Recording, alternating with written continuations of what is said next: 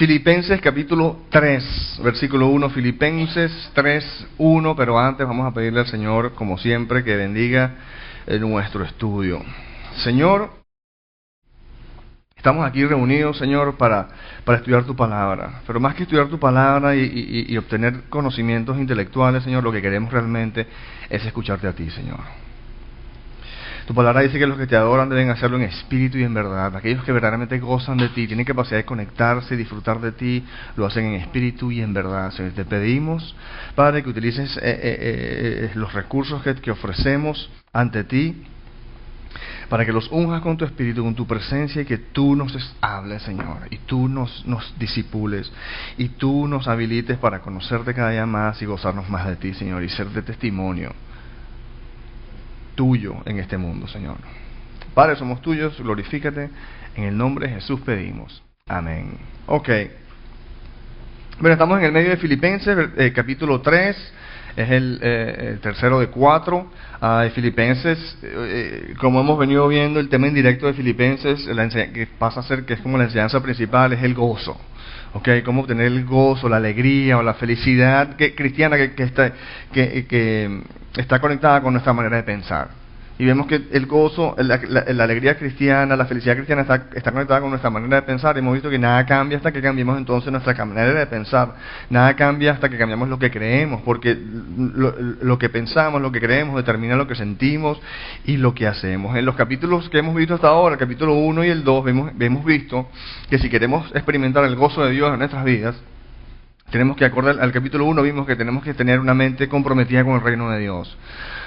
En el capítulo 2 vimos que no solo una mente comprometida con el reino de Dios, sino una mente sumisa a la voluntad de Dios. Eso fue lo que vimos en los primeros capítulos 1 y 2. En el capítulo 3 que estamos empezando hoy, y que no vamos a terminar hoy, pero que vamos a empezar, este capítulo habla de que si queremos entonces experimentar el gozo de Dios, tenemos que tener una mente libre de religiosidad, enfocada singularmente en el Señor. Y repito, si queremos experimentar el gozo de Dios, tenemos que tener una mente libre de religiosidad, enfocada singularmente en el Señor Jesucristo. ¿Ok? Bueno, entonces, con eso de antemano, de antesala, veamos entonces el versículo 1 de Filipenses 3, donde dice: por lo demás, y esto es Pablo hablando a la iglesia de Filipos, y le dice, por lo demás, después de haberle dado básicamente las gracias y presentado y hablado de su situación y todo esto, dice como por lo demás, es decir, voy a aprovechar la ocasión para darles entonces una exhortación que es como que si Pablo no se aguanta la tentación, no la tentación, la motivación de decirlo. ¿Por qué? Porque si es importante para Pablo, inspirado por el Espíritu, es porque es una exhortación importante. Y lo que dice, por lo demás, hermanos míos, alégrense en el Señor. Para mí no es molestia volver a escribirles lo mismo, y a ustedes les da seguridad, o los afirma, o los establece. Y mira, el primer punto que vemos acá es que muchas veces, y sobre todo yo cuando vengo acá, voy a explicarles un libro a la vez. Aquí en Calvary Chapel nosotros, el distintivo principal de nosotros es que estudiamos la Biblia secuencialmente, o por lo menos un libro a la vez, versículo por versículo, y tratamos de entender, digamos, lo que dice la Escritura, ¿ok? Entonces, a veces vamos versículo por versículo y nos damos cuenta que a veces estamos repitiéndonos a nosotros mismos, como que Pablo dice lo mismo una y otra vez aquí y allá, y a veces sentimos como que, wow, pero se pone repetitivo. Bueno, el punto es que está bien ser repetitivo. Mira, en las enseñanzas bíblicas del cristianismo está bien ser repetitivo. Aquí Pablo nos dice, para mí no es molestia volver a escribirles lo mismo, y a ustedes les da seguridad, o a ustedes los afirma. Y miren, no solo Pablo, sino que el Pedro también tiene la misma inspiración del Espíritu para decir en 2 de Pedro 1:12, miren lo que dice: por eso siempre les recordaré estas cosas, dice Pedro. Dice, por más que las sepan y estén afianzados en ellas que ahora tienen. Estén afianzados, en la verdad que ahora tienen. Además, considero que tengo la obligación de refrescarles la memoria mientras viva en esta habitación pasajera que es mi cuerpo, porque Pedro sabía que iba a ser crucificado dentro de poco. En el versículo 15 Más adelante dice, también me esforzaré con empeño para que aún después de mi partida ustedes puedan recordar estas cosas en todo tiempo. Versículo 12 dice, les recordaré estas cosas por siempre.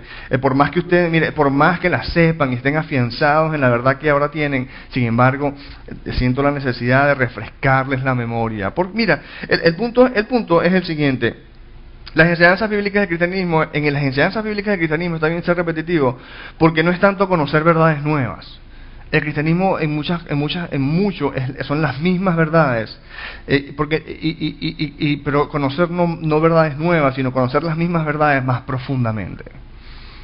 Es cuestión de crecer profundamente. Por eso es que tenemos las clases de discipulado que las llamamos fe profunda, porque al principio empieza la fe, es una fe superficial, pero es conocer las mismas verdades, el mismo amor de Dios, pero de una manera más íntima, más profunda, más acicalada y en realidad lo contrario es superficial. ¿Okay? Dice, las verdades cristianas son repetitivas porque no es tanto conocer nuevas verdades, sino conocer las mismas verdades más profundamente. Y mire, y por eso es que muchas veces yo a veces cuando me voy de viaje misionero o no tanto de viaje misionero, cuando me he ido, como soy misionero, necesito regresar a mi iglesia madre y dar reportes y todo esto, típicamente cada 2 años, y a veces dejo aquí y dejo videos. Mira, videos de prédicas viejas está bien, ¿ok? Porque ¿sabes qué? Yo predico los videos.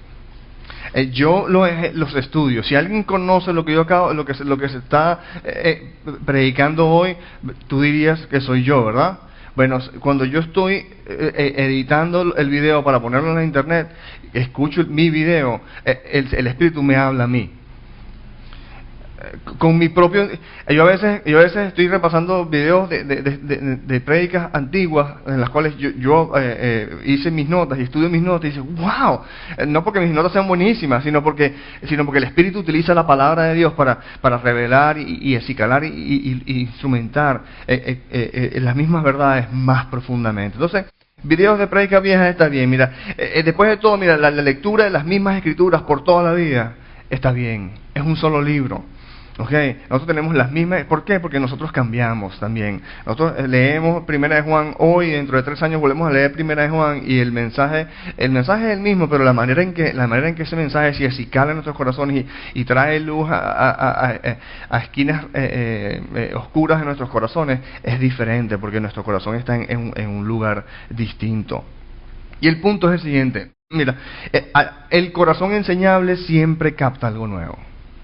Si tú tienes un corazón enseñable, no importa que se pongan videos viejos, que leas lo mismo que siempre has leído, el corazón enseñable siempre el Señor le enseña algo nuevo. Entonces, como puse, en las enseñanzas bíblicas del cristianismo está bien ser repetitivo. Pablo mismo dice aquí, en el primer versículo de Filipenses 3, por lo demás, hermanos míos, alégrense en el Señor, para mí no es molestia volver a escribirles lo mismo y a ustedes les da seguridad o los afirma, los establece. ¿Ok? Y en el versículo 2 y 3 son los versículos que vamos a pasar a la mayoría del tiempo de hoy. Miren lo que dice Pablo. Cuídense de esos perros. Cuídense de esos que hacen el mal. Cuídense de esos que mutilan el cuerpo, porque la circuncisión somos nosotros, los que por medio del Espíritu de Dios adoramos, nos enorgullecemos en Cristo Jesús y no ponemos nuestra confianza en esfuerzos humanos.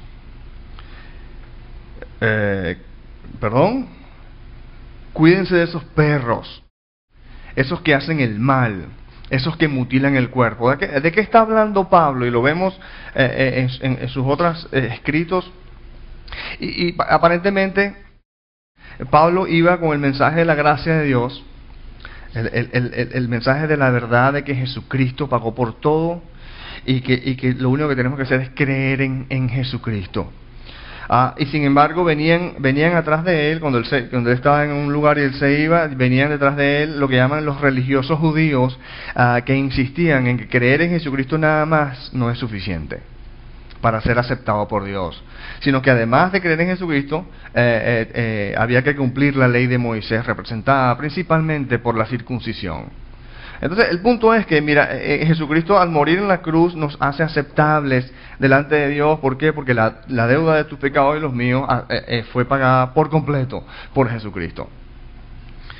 Y Dios lo que pide es que tú creas en Él.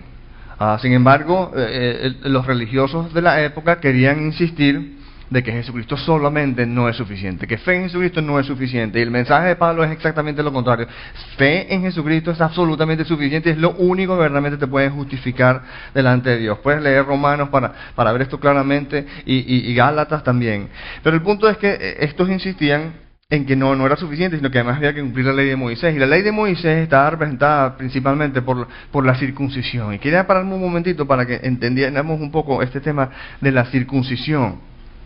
Mira, circuncisión, y lo busqué en el diccionario, dice procedimiento quirúrgico mediante el cual se elimina la carne o prepucio que cubre la punta o glande del órgano sexual masculino o pene, dejándolo permanentemente al descubierto, y este es el punto, esto lo hace más limpio y sensible. Mira, la palabra de Dios habla de circuncisión y bueno, tenemos que hablar de circuncisión claramente. El punto principal es un procedimiento quirúrgico que deja el órgano sexual masculino más limpio y más sensible. ¿Ok? En la Biblia, la circuncisión simboliza la eliminación del pecado o del viejo hombre, de la carne, lo que le da entrada a la persona al pueblo de Dios. Y Dios escogió la circuncisión del órgano sexual masculino como señal física o en el cuerpo del pacto entre Él y su gente. Lo que te diferencia externamente de que tú perteneces al pueblo de Dios o no en el pasado era la circuncisión del órgano sexual masculino. Mira, Génesis 17:7 lo pone, mira, estableceré mi pacto contigo, Abraham, y con tu descendencia como pacto perpetuo por todas las generaciones. Yo seré tu Dios y el Dios de tus descendientes. En el versículo 13, más adelante, dice, todos sin excepción, tanto el nacido en casa como el que haya sido comprado por dinero, deberán ser circuncidados. De esta manera mi pacto quedará como una marca indeleble en la carne de ustedes, como un pacto perpetuo. Ok, entonces mira, la circuncisión era un símbolo de separación del mundo. Ok, ahora tú perteneces al pueblo de Dios y es un símbolo de separación del mundo, de pureza y de lealtad al pacto de Dios. Pero también la circuncisión del órgano genital masculino proporciona una poderosa metáfora de lo que la Biblia llama la circuncisión del corazón. Okay, la circuncisión del corazón, el ser sensibles a las cosas de Dios y estar comprometidos e interiormente aceptados o apartados para Dios en lugar de ser tercamente resistentes a Él. Entonces la circuncisión, el rito de la circuncisión externa apunta o debe apuntar a una realidad interna de una circuncisión del corazón. Entonces, porque el punto es que ritos sin realidades no llevan a ningún lado. Mira, en Ezequiel 36, el Señor les dice a los judíos, dice, los rociaré con agua pura y quedarán purificados, los limpiaré de todas sus impurezas e idolatrías, les daré un nuevo corazón y les infundiré un espíritu nuevo, les quitaré ese corazón de piedra que ahora tienen y les pondré un corazón de carne. Fíjate lo que dice en el versículo 27 de Ezequiel 36, infundiré mi espíritu, Dios, infundiré mi espíritu en ustedes y haré que sigan mis preceptos y obedezcan mis leyes. Mira, aquí en Deuteronomio, lo puse en la Nueva Biblia de los Hispanos, dice, además el Señor tu Dios circuncidará tu corazón. El Señor tu Dios circuncidará tu corazón y el corazón de tus descendientes, para que ames al Señor tu Dios con todo tu corazón y con toda tu alma, a fin de que vivas. Okay, entonces está hablando ciertamente, okay, hay un ritual externo visible de circuncisión externa visible, pero también eso apunta a una circuncisión, a una realidad de circuncisión del corazón, mediante el cual entonces a través del Espíritu de Dios nosotros pasamos a ser más sensibles a las cosas de Dios. Mira, la circuncisión del corazón o nacimiento espiritual da evidencia de nuestra verdadera salvación y comunión con Dios. Repito, mira, la circuncisión del corazón, la verdad, la realidad del rito, el ritual es la circuncisión, digamos, en el Antiguo Testamento. En el Nuevo Testamento es más el bautismo, ¿ok? Porque la circuncisión y el bautismo son como que paralelos, ¿no? Uno es en el Antiguo Testamento, otro es en el Nuevo. Es lo mismo, no te van a decir de bautizarse 1000 veces si no ha habido un bautismo del Espíritu interno, sino de nada sirve circuncidar la carne externamente si no hay una circuncisión de corazón. Mira, la circuncisión, pero la verdadera realidad del rito, la circuncisión de corazón o nacimiento espiritual da evidencia de nuestra verdadera salvación y comunión con Dios. Mira, en Jeremías 9:25, mira lo que dice: vienen días, afirma el Señor, en que primero dirá, castigaré al que solo haya sido circuncidado del prepucio. Como queriendo diciendo el Señor, al que solo tenga el ritual, igual va a ser castigado. Dice, y al final en el versículo 26 dice: todas las naciones son incircuncisas, dice el Señor, pero el pueblo de Israel es incircunciso de corazón. ¿Cómo queriendo decir? El pueblo de Israel solo tiene la circuncisión digamos del prepucio o la circuncisión física, pero no tiene una verdadera circuncisión de corazón. Romanos, el Nuevo Testamento obviamente lo habla más claro. Y en Romanos 2:28 dice: lo exterior no hace a nadie judío o verdaderamente religioso o espiritual. Ni consiste fíjate, lo dice claramente, ni consiste la circuncisión en una señal en el cuerpo. El verdadero judío, la verdadera persona espiritual, lo es interiormente, y la circuncisión es la del corazón, la que realiza el espíritu. Entonces ahí lo vemos claramente, la verdadera circuncisión es lo que quiero que veamos es que estas son cuestiones de ver de que los ritos apuntan a unas realidades. Los ritos per se no son nada. Los ritos son bacanes en la medida en que apunten a una realidad interna. ¿Okay? Colosenses, lo estudiamos cuando estudiamos Colosenses, en Colosenses 2:11, dice además: en él, en Cristo, fueron circuncidados, no por mano humana, sino por la circuncisión que consiste en despojarse del cuerpo pecaminoso o de nuestra carne. Y dice, esta circuncisión, la circuncisión de corazón, la efectuó Cristo. ¿Ok? Entonces es una circuncisión de corazón, es una circuncisión que necesita ir más allá del simple ritual. ¿Por qué digo esto? Porque el punto es que Pablo nos está diciendo aquí en el versículo 2, cuídense de esos perros. Y fíjate que utiliza lenguaje bien fuerte y despectivo, ¿ok? Para llamar a aquellas personas que básicamente están diciendo que Jesucristo no es suficiente. Porque a veces pareciera que tenemos buenas intenciones y queremos ser buenos y estamos un poquito confundidos. No, ten cuidado, porque lo que estás al querer añadirle a Jesucristo, lo que estás diciendo es que Jesucristo no es suficiente. ¿Ok? Entonces Pablo dice, miren, cuídense de esos perros porque son enemigos de la gracia de Dios. Solo la gracia de Dios tiene la capacidad verdaderamente de hacer una obra en nuestras vidas de transformación verdadera, donde Dios se lleva la gloria. La autosantificación lo único que hace es llamar atención a nosotros, a que nos admiren a nosotros, y más bien lo que estamos es robándole la gloria al Señor. Cuídense de esos perros, cuídense de esos que hacen el mal, cuídense de esos que mutilan el cuerpo, porque la circuncisión somos nosotros. ¿Y quiénes son la circuncisión? El punto es que esta gente está diciendo, que circuncídense porque no sé cuánto. No, la circuncisión, la verdadera, hablando no de la circuncisión física, sino la circuncisión del corazón, en la realidad, no el ritual nada más, sino la realidad que representa, somos nosotros. ¿Quiénes somos nosotros? Mira, ahí está. Los que por medio del Espíritu adoramos, los que por medio del Espíritu de Dios adoramos. ¿Quiénes somos? ¿Quién es la verdadera circuncisión? ¿Quiénes son los que tienen verdaderamente la realidad que el rito está supuesto a representar? Los que por medio del Espíritu de Dios adoramos. Mira, circuncisión del corazón, nacer de nuevo, es básicamente la habilitación para adorar a Dios en espíritu y en verdad. En espíritu y en verdad. Mira, yo puse aquí, mira, una relación con Dios es más que ritos. Y esperamos que eso quede claro, ¿no? Una relación con Dios es más que ritos. Una verdadera relación con Dios es, en una verdadera relación con Dios, el Espíritu de Dios hace a Dios una realidad en nuestras vidas. Y repito porque me enredé leyendo mis propias notas. Dice, una relación con Dios es más que ritos. En una verdadera relación con Dios, el Espíritu de Dios hace a Dios una realidad en nuestras vidas. Una realidad. Y yo puse aquí, mira, tengo un pasaje, pero quería que lo viéramos en la Nueva Traducción Viviente. Y es ahí en Juan 4, cuando el Señor está pasando por Samaria y se encuentra con una mujer en el pozo. Y fíjate, hay bastantes cosas que aprender en esa conversación, pero quiero enfocarme en esta parte donde el versículo 19 de Juan 4 dice, la mujer, después de tener una conversación con el Señor, le dice, Señor, le dijo la mujer, seguro que usted es profeta.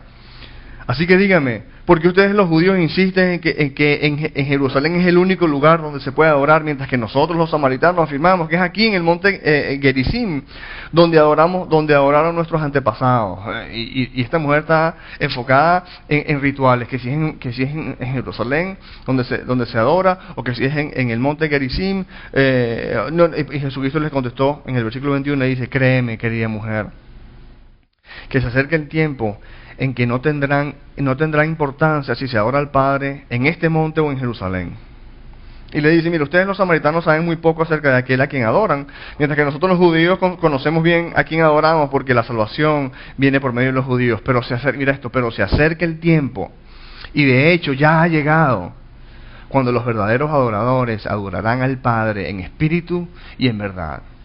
Cuando los verdaderos adoradores, que no es cuestión de rituales en Jerusalén, o si es acá, que cuestiones externas, la tendencia a tener una espiritualidad externa, sin realidades internas. Y él dice, mira, pero se acerca el tiempo, y de hecho ya ha llegado, cuando los verdaderos adoradores, y eso trae un poquito de alarma, porque si él dice que los verdaderos adoradores, es porque hay falsos adoradores. Y es la gran exhortación de hoy, de tener cuidado de no caer nosotros en la categoría de falsos adoradores, porque los verdaderos adoradores adoran al Padre en espíritu y en verdad. El Padre busca personas que lo adoren de esa manera, pues Dios es espíritu. Por eso todos los que lo adoran deben hacerlo en espíritu y en verdad. Y esa palabra verdad, la mayoría de las veces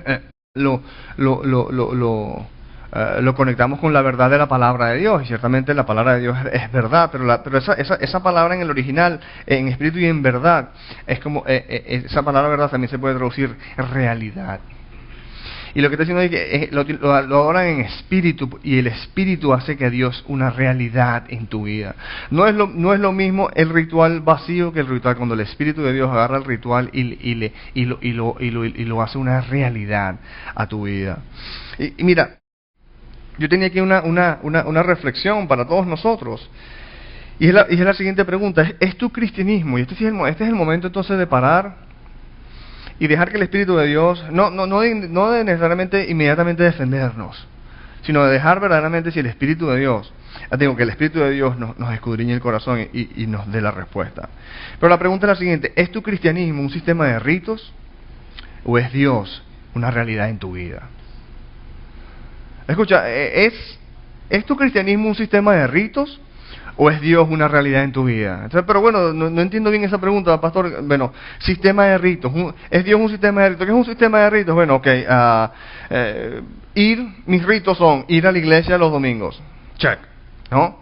Echar dinerito en la caja de los diezmos cuando puedo y me sobra, ok, check, ¿no? Dice, leer mi Biblia regularmente, ok. Orar antes de comer, porque eso es lo que los cristianos hacemos, ¿verdad? Antes de comer, bueno, nos paramos y oramos. O sea, cuando vienen los equipos misioneros, bueno, entretenerlos. Ir a los paseos de coinonía de la iglesia de vez en cuando. Eso sería un sistema de ritos. Esas son cosas externas que hacen los cristianos, y yo voy sin necesidad del Espíritu de Dios, voy y hago de la misma manera. ¿Es tu cristianismo un sistema de ritos, o es Dios una realidad en tus vidas? ¿Cómo suena cuando Dios es una realidad en tu vida? Así es como sonaba el sistema de ritos cuando tu cristianismo, simplemente un sistema de ritos, suena así. Bueno, yo voy a la iglesia, echo dinerito en la caja de los diezmos cuando puedo y me sobra, leo mi Biblia regularmente, oro después antes de comer, cuando vienen los equipos misioneros los entretengo, voy a los paseos de economía de vez en cuando. Pero una persona que tiene una realidad con Dios, o Dios es una realidad en su vida, se luce más o menos así. Dice, cuando Dios es una realidad en tu vida, tu alma clama, gracias Señor, gracias por tu amor. Nunca nadie me ha amado de la manera que tú me amas. Tu amor es mejor que la vida. Y dice, no es que, bueno, voy a la iglesia, porque no, necesito que Dios me hable. Necesito su dirección para que mi pecado no me haga daño y me robe la bendición de conocer más la libertad que Dios me quiere dar. Dice, diezmo, no porque, bueno, lo que me sobran, diezmo porque necesito que Dios me sane de la idolatría al dinero. Sirvo en la iglesia porque quiero que otros consigan el tesoro que yo he conseguido en Cristo.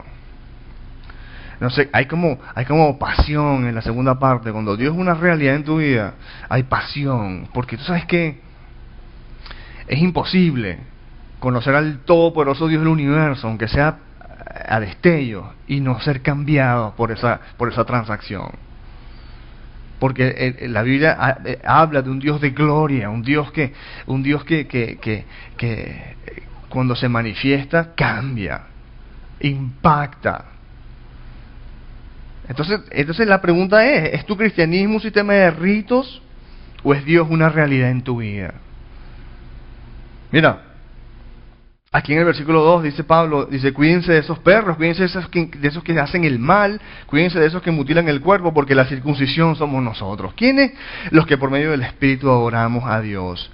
Dice, nos enorgullecemos en Jesucristo o en Cristo Jesús y no ponemos nuestra confianza en esfuerzos humanos.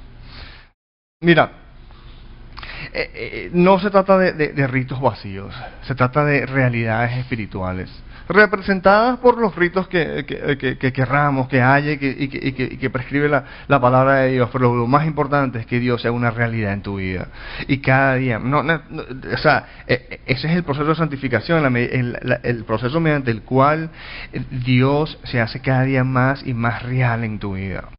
Porque es de la realidad de Dios en tu vida que esa realidad se esparce alrededor de nosotros y las demás personas se sienten atraídas no a nuestra perfección, no a nuestra bondad, sino a nuestra libertad en el Señor, en la capacidad que sabemos que somos pecadores salvados por el amor de Dios, por su gracia. Y aquí Pablo nos dice, nos enorgullecemos en Cristo Jesús y no ponemos nuestra confianza en esfuerzos humanos. Esto es gigantesco porque me regreso aquí, quería que viéramos, y le pasé por encima a propósito, pero la primera parte del versículo 1 dice, por lo demás, hermanos míos, y Pablo dice, alégrense en el Señor. ¿Eso no es lo que dijo? Por lo demás, hermanos míos, alégrense en el Señor. Y ahí, alégrense en el Señor es como queriendo decir, alégrense en el Señor únicamente. Es que esto es fabuloso, esto es increíble. La realidad de que Jesucristo es el héroe. Y Jesucristo lo hizo todo. Y tú y yo lo que tenemos que hacer es creerlo. Y ya voy a ir al sustento bíblico de lo que acabo de decir. Porque esto es gigantesco. Y es difícil de creer. ¿Ok? Pero Pablo dice que por los demás, hermanos míos, alégrense en el Señor, como que en el Señor únicamente. Aquí en el versículo 3 dice, nos enorgullecemos en Cristo Jesús y no ponemos nuestra confianza en esfuerzos humanos. Mira, en el capítulo 3, como ya les dije, en la exhortación, como dice, de trasfondo, es una exhortación de que si queremos verdaderamente ser libres y gozar del gozo de Dios, tenemos que tener una mente libre de religiosidad, enfocada singularmente en Jesucristo. Y el punto es este, escuchen, en el cristianismo hay un solo héroe, y sabes que lo siento, pero no eres tú, ni soy yo. En el cristianismo hay un solo héroe, y es Jesucristo el Señor. Vamos a estar claros. En el cristianismo hay un solo héroe. Alégrense en el Señor, como que en el Señor únicamente. Nada de esfuerzos humanos, porque fíjense, en el versículo 3 nos enorgullecemos en Cristo Jesús y en lo que Él ha hecho por nosotros, punto y aparte y final. Y no ponemos nuestra confianza en esfuerzos humanos. En el cristianismo hay un solo héroe y no eres tú, es Jesucristo el Señor. Mira, el punto es que no se trata de lo que tú y yo hagamos por Dios. Vamos a entender esto es liberante. Esto es algo que Y además es increíble verlo, que si estamos apoyándonos en lo que yo debo hacer, pareciera que estamos haciendo una obra honorable. No, más bien somos esos que están categorizados como los perros, porque lo que estamos haciendo, muchas veces es ignorancia, es minimizando a Jesucristo y bajándole su preeminencia. No se trata de lo que tú y yo hagamos por Dios, sino de lo que Dios en Jesucristo ha hecho por nosotros. No se trata de lo que tú y yo hagamos por Dios, sino de lo que Dios en Jesucristo ya ha hecho por nosotros. Mira,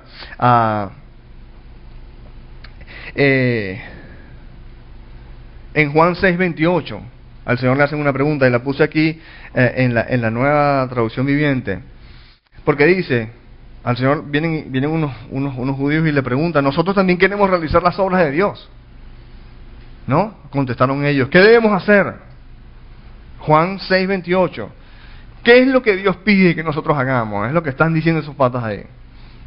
¿Qué es lo que pide Dios que nosotros hagamos? Nosotros tenemos un corazón sincero, estamos arrepentidos, queremos ser obedientes. ¿Qué es lo que Dios dice que nosotros debemos hacer? Y mira la respuesta de Jesús. Jesús les dijo, mira, la única obra que Dios quiere que hagan es que crean en quien Él ha enviado. Esa respuesta es atónita, es increíble, porque tú y yo, dime, ¿qué es lo que tengo que hacer para ser aceptado por Dios? Entonces tú y yo esperamos una lista, y bueno, entonces manos a la obra, ¿verdad? Para ser aceptados por Dios. Y Jesucristo dice, ¿sabes qué? Una sola. Y, hermano, véanlo ahí, Juan 6:28-29. Si eso no estuviera en la palabra, yo estaría metiéndome en camisa de 11 varas, aquí diciendo cosas que quién sabe, pero la palabra de Dios, Jesucristo mismo lo dice. Esta es la única obra que Dios exige, es que crean en el que Él ha enviado. Obviamente que crean en Jesucristo, su Hijo, ¿no? No se trata de lo que tú y yo debemos hacer, sino de que disfrutemos de lo que Jesucristo ya ha hecho por nosotros. Ese es el Evangelio. Mira, en Josué en el Josué capítulo 5 hay un instante o una instancia donde Josué está en Jericó y va caminando y se consigue con el Señor. Y los eruditos todos coinciden en que es una cristofanía. ¿Qué es una cristofanía? Bíblicamente lo llaman una cristofanía en forma teológica. Es una aparición de Cristo antes de haber nacido, antes de ser encarnado como un bebé, pues, ¿no? Una preaparición de Cristo, una cristofanía. Y ahí, mira, lo voy a poner ahí. Dice, cierto día Josué, esto es Josué 5:13. Cierto día Josué, que acampaba cerca de Jericó, levantó la vista y vio a un hombre de pie frente a él, espada en mano, y Josué se acercó y le preguntó. Mira, ¿qué le preguntó Josué? ¿Es usted de los nuestros o del enemigo? Y mira la respuesta de Jesucristo, le dice, de ninguno. ¿Cómo? De ninguno, respondió. Me presento ante ti como comandante del ejército del Señor. Josué, ¿eres enemigo? ¿Eres parte de nosotros? ¿Eres de los enemigos? Y tú dices, pensaba que decir, no, de ustedes obviamente, no, de ninguno.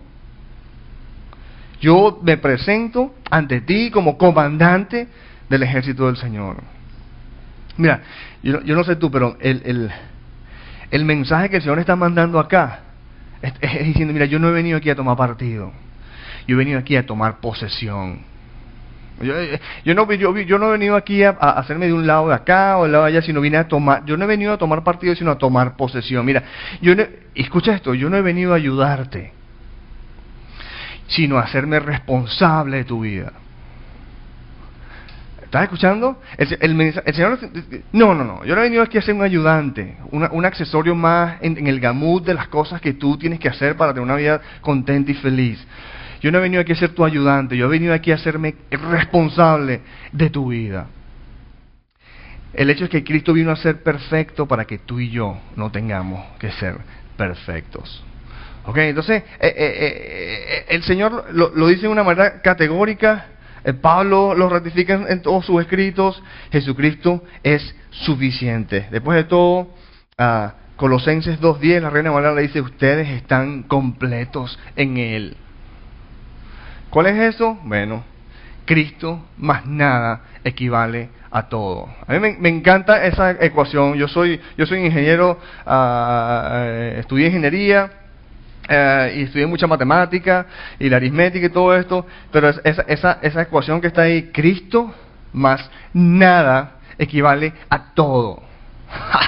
Es decir, que a Cristo no hay que añadirle nada para tenerlo absolutamente todo. Colosenses 2:10, ustedes están completos en Él. Y por eso es que entonces Pablo, le dice, estos perros. ¿Quiénes son estos perros?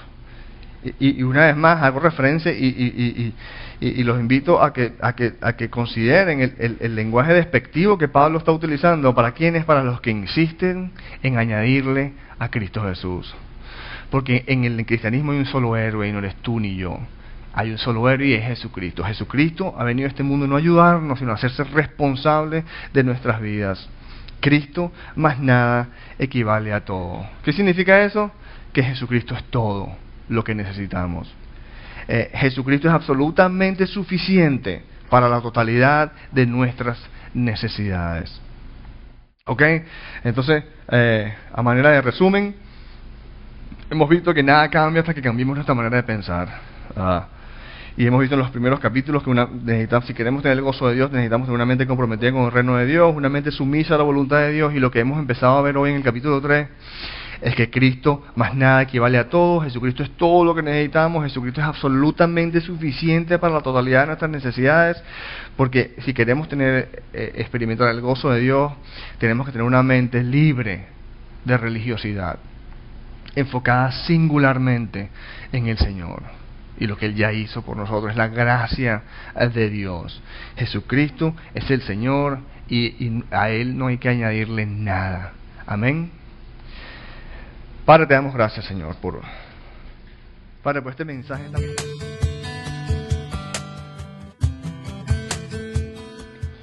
No queremos terminar nuestra enseñanza sin antes darte una oportunidad para entregar el control de tu vida a Jesucristo. No estoy hablando acerca de hacerte religioso o de afiliarte a alguna iglesia en particular. Estoy hablando acerca de conseguir verdadera vida, paz y gozo a través de una relación personal con el Señor Jesucristo. Si estás decidido, repite conmigo: Señor Jesucristo, me arrepiento de todos mis pecados. Te pido que entres en mi vida. Sé mi Señor y Salvador. Ahora que formalmente le has entregado tu vida a Jesucristo, entiende lo siguiente: Jesucristo guía a su pueblo a través de su palabra, la Biblia.